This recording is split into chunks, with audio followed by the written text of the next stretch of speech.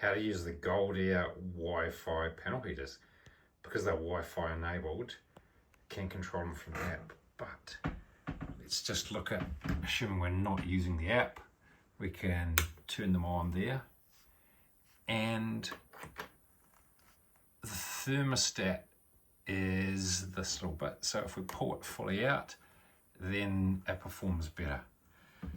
So you would think it's on because the display's on, but here is the on-off button.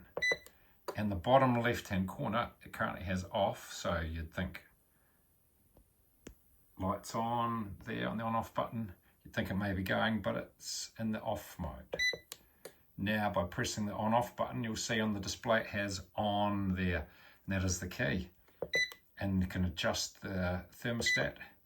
Currently it's at 16 degrees in the room, but 24 we'll set it at, and it hums away quite nicely. Let's turn it off. And let's just show that again.